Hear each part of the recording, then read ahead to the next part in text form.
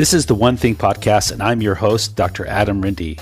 The One Thing Podcast brings together leaders in functional and naturopathic medicine to discuss actionable information that may unlock puzzles in the areas of gut health, brain health, metabolism, and longevity. Please note, these episodes do not replace the opinion of your doctor. They are not intended to diagnose or treat any condition. Please discuss this information with your provider and discuss your own unique personal health history before adapting this information. Please subscribe to our episodes so that you can stay on top of the most current information in these areas of medicine.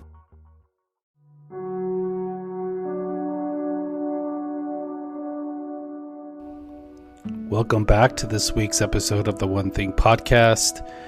I am delighted to bring on Linda Stelluti to speak with us about gut-directed hypnotherapy, and she is really enjoyable to speak with. I think you'll enjoy this conversation. Let me tell you a little bit about her. First, she's a clinical hypnotherapist and wellness coach specializing in IBS and digestive disorders using gut-directed hypnotherapy. Her evidence-based treatment is founded on almost 40 years of clinical research that blends gut-directed hypnotherapy sessions, affirmation tracks, guided imagery, and wellness strategies. They're available through her online programs that you can find on gut-directedhypnotherapy.com. And we have links in the show notes for those.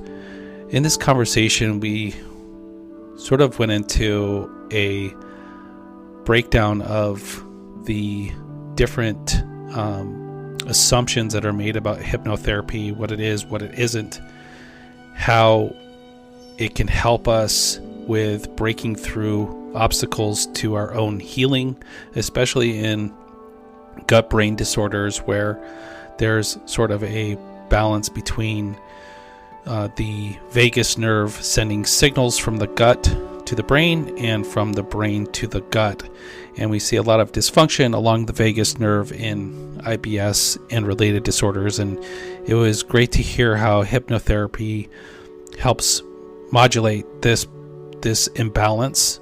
And the way I look at this is that the subconscious mind is something that we are lacking awareness of and its impact on our health.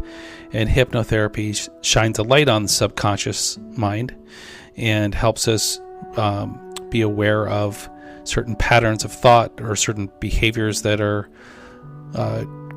we're going through and doing automatically. And anything that's going to guide someone in that process of learning about how they're functioning, how they're operating in the world, to me is beneficial. I first got turned on to gut-directed hypnotherapy through the Rome Foundation and some of their classwork, and then learning that mind-gut interventions have a very high success rate in IBS. So I was delighted to speak with someone who this is her wheelhouse, this is what she does, and I hope you enjoy the conversation and the ins and outs of gut-directed hypnotherapy with Linda Stelluti.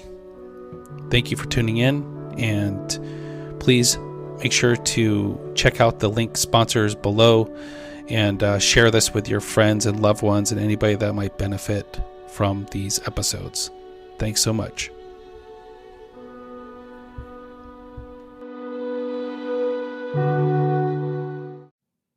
Linda, welcome to the One Thing Podcast. I'm delighted to be here with you today. Hi, Adam. Thank you so much for having me. I'm very happy to be here today. Yes, you're welcome. And we're just catching up about your career and like where you're living and where you're set up and practicing. And it's great to get to know you. I'd love just to kind of hear a little bit more just for the beginning of the conversation about your background and sort of the moment where hypnotherapy or gut-directed hypnotherapy came into your life, and like what was the aha moment that brought you into this space? Yeah, so a little bit about my background. I'm from Canada, from the west coast of Canada, living in Mexico now. I'm a certified clinical hypnotherapist and I specialize in IBS, digestive disorders. And what led me to hypnotherapy was honestly my own healing journey.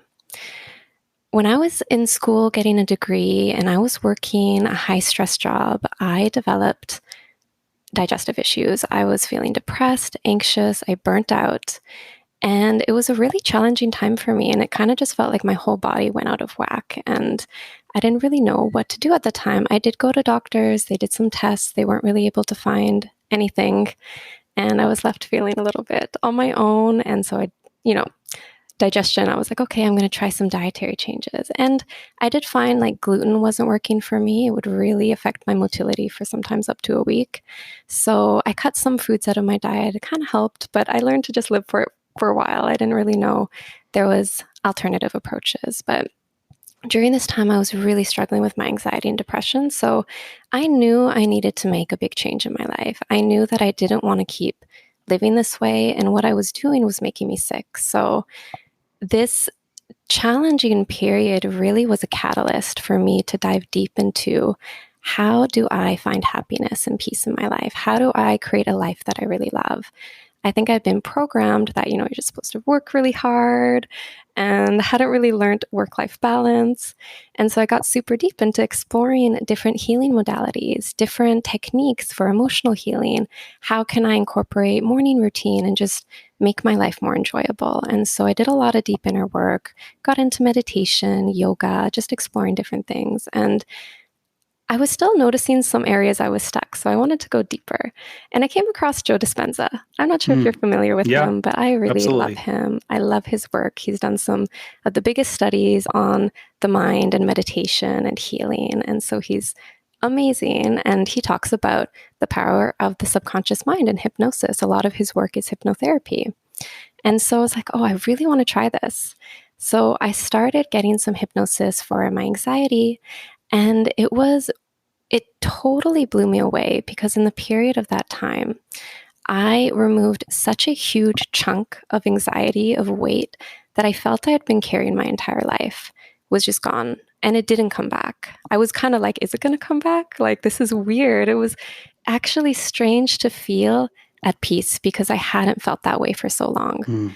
And this is where something just really clicked when I experienced that. It only took a few sessions that we targeted the anxiety. But what clicked was that I had been living my whole life feeling a certain way and not knowing that it was possible to feel so much better.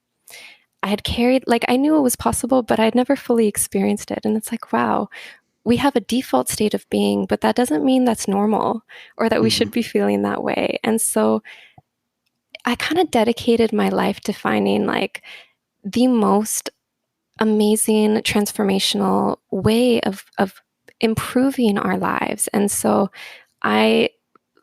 because it blew me away so much, I'm like, I'm going to study this. This just totally clicked with me. And I'm like, I need to learn everything that I can about what just happened to me because it felt just so quick and rapid. And my life was never the same after that. So I dove into it. I also healed my gut through hypnotherapy and through, these lifestyle changes that I made. Now, I can eat all the food I wasn't able to before and I can digest it fine. So it's really unlocking this mind-body connection and learning to process my emotions to come back into a state of balance. And through my training as well, just realizing that gut-directed hypnotherapy is one of the most researched areas of hypnosis, actually. Yeah. They have almost 40 years of clinical research showing it to be a very effective treatment for IBS. And I was like, wow, all these people suffering, so many of my friends, more than 50% of my friends were struggling with their gut. We'd talk about it. And I was like, there's just wasn't, I didn't know of a lot of different modalities that were targeting this brain gut connection. So I decided to focus my practice and go as deep as I could to be able to provide a new possibility for people that are struggling with their digestion, because I don't want people to feel like they're going to be stuck feeling this way forever, which a lot of clients, when they come to me, they feel like they've tried everything. They've tried the diets, they've tried the supplements, they've tried even meditation. It hasn't really been working. So then we want to get to the root of the problem. Like, let's address the mind-body connection and get it back into balance again so things can work properly. Yeah. So that's what led me there. That's outstanding. And I think your point about the research that's been put towards hypnotherapy is really a good point, because I remember doing some preparation for a presentation on IBS, and I was going through all the different therapies and how effective they are, and sort of rating them by the evidence. And mind-body therapies for IBS actually ranked number one of all the things I was preparing to present to my colleagues. Wow. So, it's something that, we really need to pay attention to. And, why wouldn't it be one of the first things that's offered if it's the best therapy? So, so let's kind of back up, and then I would love to circle back to some definitions about hypnotherapy, but just big picture wise, how is the brain involved with all of sort of the gut, and in your view, and how does this relate to eventually using hypnotherapy as a treatment? Yeah, I feel like the most important aspect of how they're connected is that your brain is directly connected by the vagus nerve to your gut.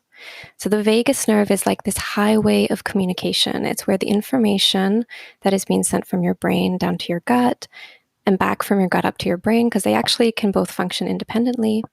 So there's signals of information. And when your nervous system is chronically activated or you're under stress, they've shown that this can actually dysregulate the signals that are being sent from your brain to your gut.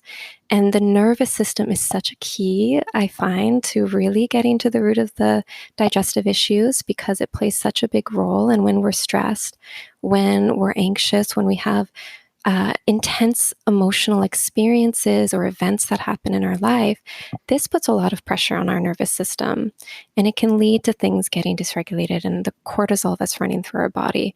When you're in fight or flight, like, your body is not prioritizing digestion. So that alone, being able to recognize and become attuned to what state your body is in, and even like when you eat, are you stressed? Are you rushing around? Are you going and doing things? It's going to affect how you can actually digest.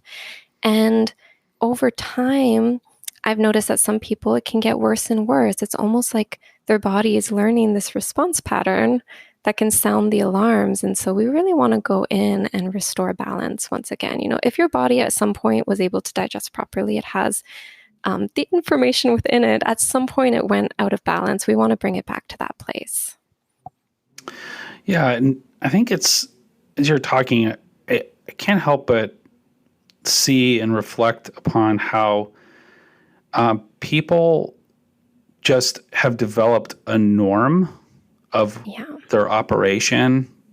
Sort of like you're speaking to about your own background, is like you didn't even know that you could feel a different way, or there was a different experience you could have.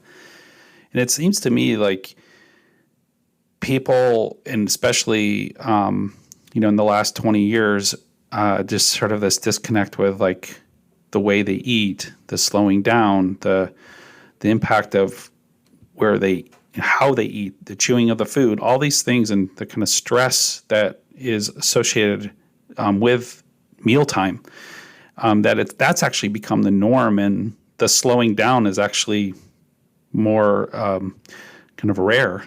What would you say about that? Yeah, it's a really good observation. I find that we have in our society, I feel like this program of working hard, and how hard you work is attached to how much value you have as a human being, how much money you have, how much success. And it's pulled us a little bit, it's almost created like a distortion away from how our bodies actually should be functioning and feeling well. Like, we need time and space. We need to be able to relax. When we relax, our body goes into rest and digest mode. We need to be doing things that bring us joy. Having time just for us, not just work and then coping with work when you get home because you're feeling so stressed. I was in that cycle, and I think a lot of people are in that cycle, or you live for the weekend without fully integrating like work-life balance. And prioritizing self-care is super important, because if your cup is empty, you can be more on edge. And yeah, it's just not the funnest way to live, or the most pleasant way to live. Exactly. Yeah. So basically, the brain being in this state makes digestion less optimal, and some of the kind of hardwiring that's going on with the nervous system is setting up the gut for certain patterns. Yeah. And then there's the cycle, right? The stress cycle of like, you get stressed because you're afraid your symptoms are going to happen. Then you get the symptoms and it makes you more anxious and stressed. And it becomes like this vicious cycle where it's compounding and you're getting more anxious and really expecting the worst to happen. And that can prime your body to respond and have more difficulty, right? We can start to have a physical reaction before the food even enters our mouth. So I know people that they'll already feel it in their stomach before they've even eaten the food because they're stressed about it. Mm-hmm. Yeah. And is there certain risk factors for developing like a brain gut problem? I mean, there's subsets of like IBS that really people, developed because they had a gut infection and then, went on to have post-infectious IBS, and they may or may not have had anxiety disorders or what have you. But, these chronic patterns with IBS or SIBO or functional digestive disorders, that what are the risk factors that you see in your practice? I mean, I know the ones that we can kind of look up on the internet and that type of thing, and, that have been documented, but like what do you see as a risk factor or things that show up to develop a sort of a mind-gut problem? Yeah, I found what I've noticed most commonly in my practice, it tends to be people who are more highly anxious or who are living more stressful lives. I know that there's different things that contribute to it, like even, like antibiotics or gut infections, like you're mentioning as well. That's why it's good to take a holistic approach and make sure that you're getting support in different areas to get a proper idea of what's going on. But usually, it tends to be more of the anxiety and stress that I'm seeing as a common indicator. Mm-hmm. And the ability to digest life, I think, is a thing. It's like it's hard to digest your emotions, to process what's going on in your life, or around a time when it started. Like I've had clients, end of exam periods, they were so stressed, their digestion never recovered. Did things like that. Did you just say difficulty digesting life? Yeah. I love that. I think that's such a really profound description, because it's like, it's makes a lot of sense.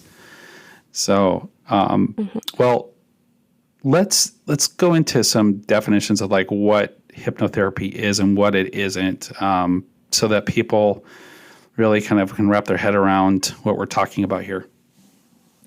Yeah, I think it's really important because there's a lot of misconceptions around hypnotherapy.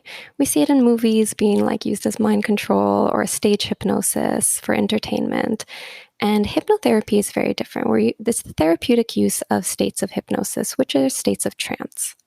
So to demystify it, trance is a natural phenomena that literally everybody experiences every single day.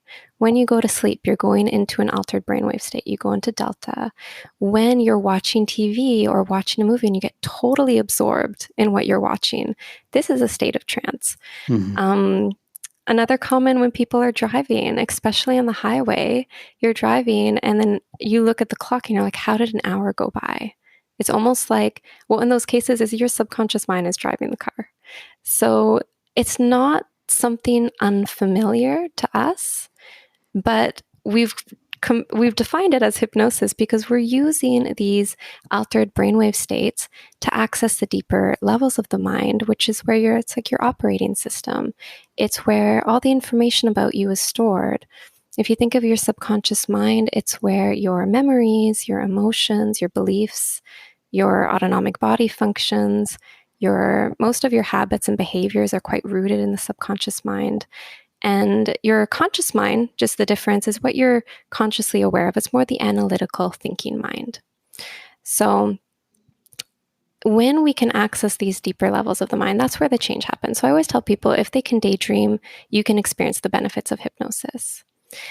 Now, some of the misconceptions around it, like I was scared the first time I got hypnotherapy. I'm going to be honest. I thought that I was going to not have control over what I say. Like I was like, what if I say something embarrassing? Or I don't know. I was like, that was some fear that I had. But going through it, I realized you have full control over what you share or not. You are still you and you're still there. It's just a relaxed state of internal focus. Some people describe it like almost a dreamy, floaty state, but everybody describes it differently, a little bit differently. We're taking you into a relaxed state of mind and body. Some people think they're not going to be conscious, they're going to be asleep, which is also not true. You're going to be fully present. I'm just going to be guiding you through the experience and using specific techniques to help soothe and calm the gastrointestinal tract to restore the mind-body balance. And then also we can do emotional healing and really get to the root of why your body might be creating these symptoms. We can go in and communicate with those deeper parts of your body as well. Okay. And so this partnership that you have with your clients, how important is it with matching up with someone, like the match between the practitioner and the client? Is that a big element of the outcome? I would say yes, because trust needs to be there. Takes vulnerability and openness to go into these spaces with someone. So I would definitely say having a level of trust in the safety, in the care of the container that's being created. If you don't trust someone, then you're going to have a wall up, and it can definitely affect your ability, especially in a space like your subconscious mind. Yeah. And so I find it's very important. And that's why I like to establish that. Like, I want to be a supportive, compassionate space for my clients to receive the care that they need and make sure that they feel really held in that space as they're going through this healing process. Mm-hmm. It must take a lot of emphasis on your own self-care to be that. Mm-hmm. So, yeah, because it's a very honorable path. And to have the kind of right energy and right safety, I'm sure it takes a lot to bring that for your clients. Yeah, definitely. It is a priority for me, making sure that I am doing my healing work just as much as I'm supporting people. Because I recognize that to the degree that I can grow and evolve on my journey and heal is I feel respondent to the degree that I can take my clients there. Mm-hmm. So it's one of my number one priorities is like making sure I'm in the best space so I can be that for my clients too. Yeah, that makes sense. So like a typical session can you give us the details or the kind of overview, like how long does it last? Where is it done? What actually takes place in a session? Definitely. So how I work with people, we do an 8-week program together. Every session is 60 minutes. And at the beginning, we do a check-in. We might do some educational wellness strategies. It's not talk therapy, though. So the majority of the session is the hypnosis. 45 minutes, 50 minutes is about the hypnosis session. And then during the hypnotherapy, during the gut-directed hypnotherapy, we're using things like progressive muscle relaxation. We're using deepeners to help you access these deeper levels of the mind. Then we're using guided imagery. This helps to communicate what we're creating, what we want with the subconscious mind. Direct suggestion to promote healing.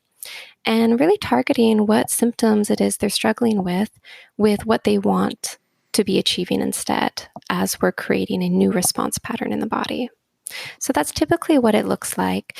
And then there's the additional like emotional healing and more interactive work as well that I do that can be deeply, deeply healing as well. So do people sometimes have more of a breakthrough on things that they didn't really know was inside them, or sometimes maybe some scary trauma or experiences coming up? Are there things that you have to kind of really be aware that might happen before you enter into a session? Yeah, I mean, I'm trained in helping people move through intense experiences and big emotional charges, but it doesn't happen really that it just bubbles out of nowhere. Usually, we would be targeting it because the client knows that that is affecting them. There's something that happened, it was traumatic or it was very challenging for them, and that's what they want to work on. It could be like from a really toxic relationship or the death of a loved one or something like this. Then we specifically target it during the session. It can happen sometimes where people notice emotions coming up and then we work with it in those moments. It's important that we have that dialogue so that they let me know what's going on as well during it, and then we will be targeting that which is coming up. So Makes sense. yeah. Yeah, I've always wondered also if like the situations where people have developed food phobias or fears, or sort of have become on a very restricted diet because of the pain they have with eating or bloating that they might have. Does hypnotherapy help people deal with those scenarios? Yeah. Yeah. And it's a common thing that clients come to me for that we work through, which is food fear and anxiety around eating. I have clients that will skip meals altogether because they just don't want to deal with feeling horrible after they eat. And so there's a couple steps to it, but yeah, hypnotherapy is very, very good at addressing phobias. Also, phobias, for example, I've worked recently with a couple clients that are struggling with the fear of using public bathrooms. They just Right. can't go.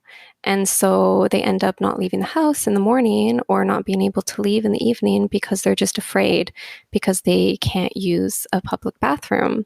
So things like that can be take a really big toll on our day-to-day life. Like we don't even realize, but when you have that big fear, it's preventing you from living life normally. So I help people address that and really get to the root of it.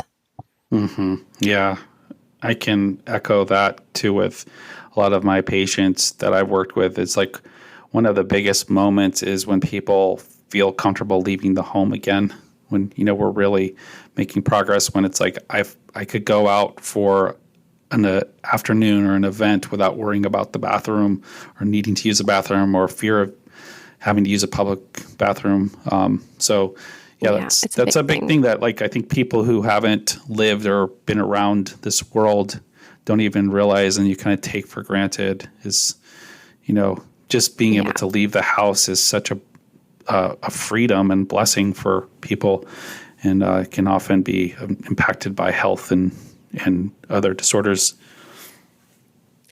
Definitely, definitely. I'm actually curious, is there something that you notice in your clients that can sometimes be like a blockage that can be hard to move through? Or, yeah, like you mentioned here, something that you notice come up often? I think really like the main one is if they've controlled their diet or their IBS symptoms through becoming more and more restricted and having 4 or 5 groups, and the pain and suffering in their memory bank of what things were like before they went on their restricted diet, and to break through and start to have more diversity and food freedom is probably the biggest thing that I see is, and the quality of life has gone down so much at that point, and health has declined at that point, and also the gut microbiome balance has declined at that point. And so getting across that bridge to having food freedom, embracing food again, is probably the number one challenge I see in this population. Yeah. Yeah. And that's something I help people with as well is the just trying to remove the fear, the anxiety that comes up so they can come in with a more neutral space to slowly reintroduce new foods when they're ready and have a space where we can be working through whatever's coming up around that, because it's very hard to do by yourself.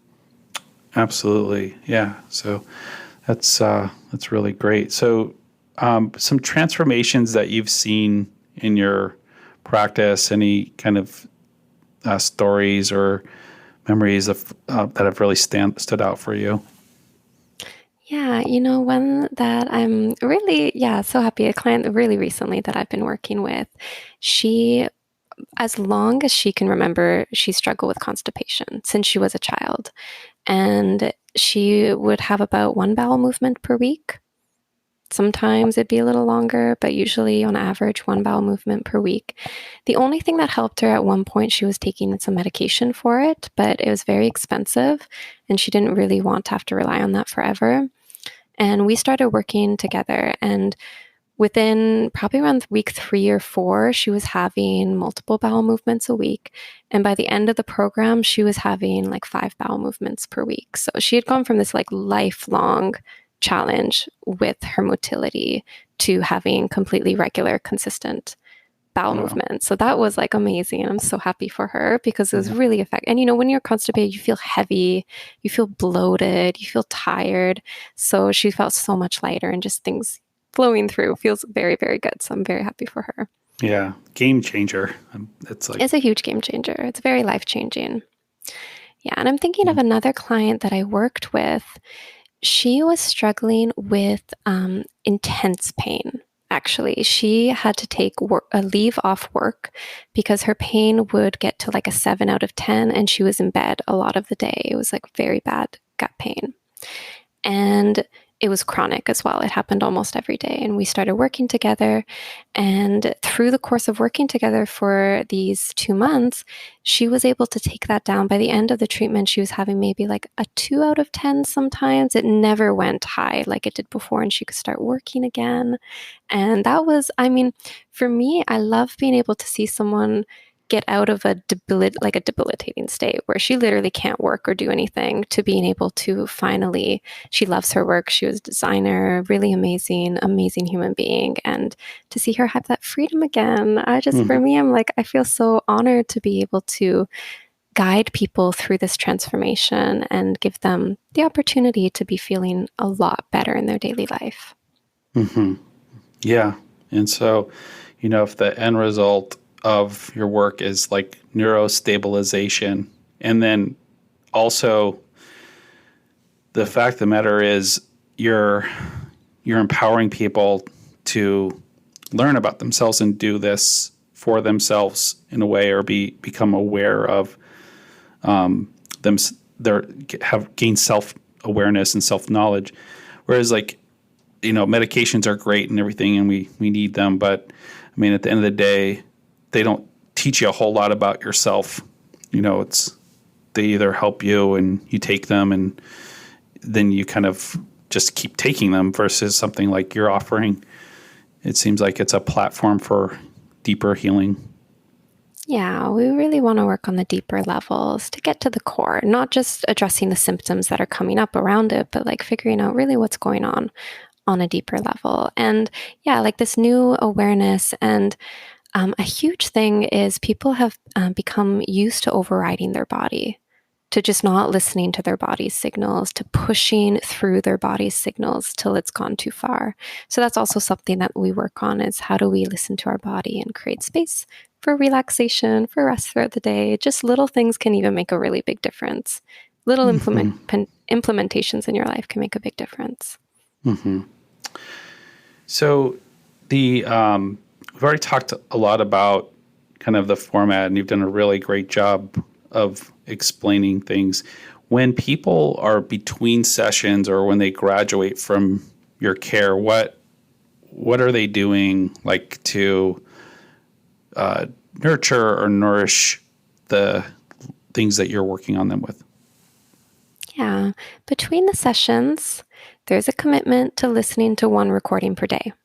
Because when it comes to reprogramming the subconscious mind, repetition is key.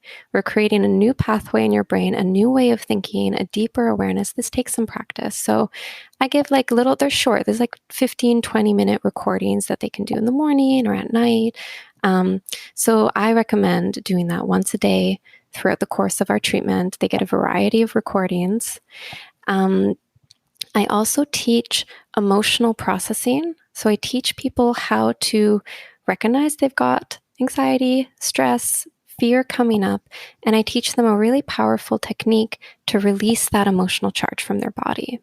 They get a recording of that as well, of how to do it. I teach them by themselves, and then they can practice it with themselves, so they have access to that for a lifetime. We also teach breath work to help regulate the nervous system. And I look at this 2 months that I work with people as the ultimate opportunity to help create a new habit of relaxation.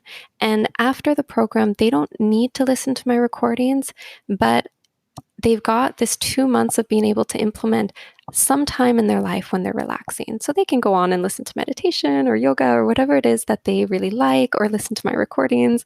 Some people just keep listening to them because they really, really love them. So it's really just about, creating these new wellness habits for yourself. And then you get a whole toolbox of things and ways of doing it so you can manage it, because maybe in the future some big event happens and you need a little bit of extra support with your gut. Then you've got these tools that you can use that are really going to help with that. That's excellent. And I imagine that, there's sort of flare-ups from time to time where, it's not like they go through your program and, it's, this is it. And they're moving, even though they do receive benefit and they're feeling better. Even in my practice, we'll talk about like a flare up from time to time, and to expect that. Is that sort of what happens occasionally if people are, say 6-7 months down the road? It can happen. They've shown long-lasting results, but it's still possible to have flare-ups. For women, I've noticed around their menstrual cycles that their digestion can be a bit more challenging. If there's a stressful event or just something going on, it's possible. And then it's just having a completely different awareness now, though, around what's happening and being like, oh, I'm noticing this. Okay, now I know what I can do to help make things easier for me, easier for my body, and just making sure that you do take that time, that you don't just like keep bulldozing through, but that you stop and take a break and check in with yourself and do something for yourself. Yeah, that's so great. Because I think, when you've gone through some healing and then you do have a flare up and you've actually moved past the major health anxiety and that you've previously had, your brain goes to a different place and you're able to kind of calmly navigate it, versus those symptoms, say before a program like yours, would basically be like a vicious cycle. You feel the symptoms, you feel worried, you get more anxiety, you get more cortisol, and then just kind of is like this vicious loop of being in a cycle of pain and anxiety, or GI symptoms and anxiety. Definitely. Yeah, so it helps to break that cycle and make you feel more empowered, that you have more control over your gut, and that you, that you have tools. Instead of it just being an automatic reaction, there's a bit of a space in between that where you have a lot more choice of how to address it. Yeah, so this has been really helpful, and I wish and I hope all my patients get in touch with you, but I don't know even if you have enough room in your practice. I'm sure you're very busy. Are you actually open for receiving more clients at this time? Yes, I have room to take on a couple clients right now. For myself, Claire, like I mentioned, I only take on a certain amount of clients at a time, one-on-one. But something very, very exciting is just about a week ago, I launched an online 8-week program.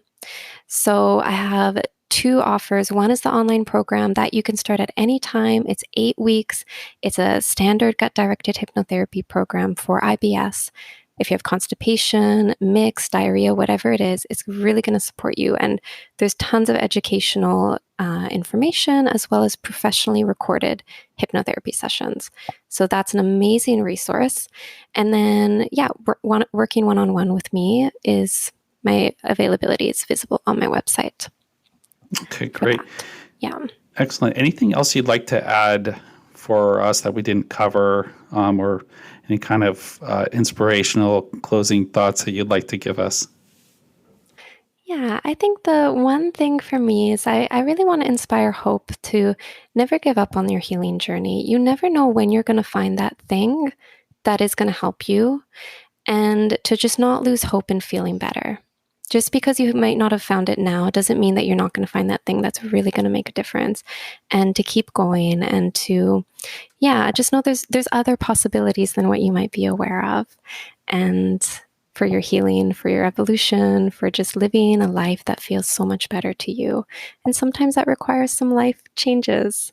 Like, I know life changes can be difficult, but I know for me personally, when I made some changes around the time I was struggling with my depression, anxiety, digestion, there was things that weren't working. I needed to change them. So maybe just taking a look at your life as well and just seeing, is this working for me? Is there anything I can do that can bring me more joy?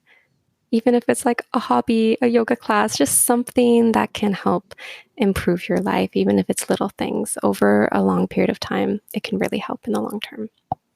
Excellent. That's great advice. And I like that because I think people, try things, and I think it's normal if something doesn't go as expected to have a letdown and grief from that experience, and to give yourself some time to heal from if a therapy or something did not work for you, or a medication didn't work for you, or and then try to get back at exploring and keeping open to solutions, because like you said, it could be the next thing you try could be the thing that really helps bring balance. So definitely. Well, there's hope. Thank you so much for being here. This was really helpful, and I think it will help people access this treatment and this modality and this process with greater confidence and clarity. Thank you so much for having me. It's been so wonderful talking about this with you. I'm inspired by the work that you do as well. Thank you. And if anyone's interested in reaching me, my website is gut-directedhypnotherapy.com. Okay, great. And we'll put all of your links in our show notes and make sure that people have a way of reaching you in the 8-week program. We'll put a link to that too as well. Yeah. I've got a complimentary 30-minute discovery call. So people can go and book that. If you have any questions, if you're wondering if this might work for you, you can schedule a free call with me, and then we can discuss that in person over Zoom. Excellent. Yes. Great. Well, thank you so much, Linda. Thank you.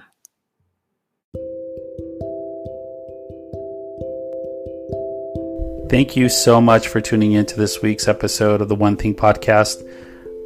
Please share these episodes with your friends, loved ones, colleagues, patients, healthcare providers, anyone who you feel might benefit from hearing these informative interviews. We tend to learn best from people sharing things with us. That's often the first time it's introduced. So don't hesitate if the content of these episodes reminded you of someone that might benefit from that. Forward the episode to them, and I'm sure they'll either appreciate it or be appreciative that you've thought of them. So once again, we'll look forward to seeing you next episode on the One Thing Podcast. And again, much appreciation for you being here with me.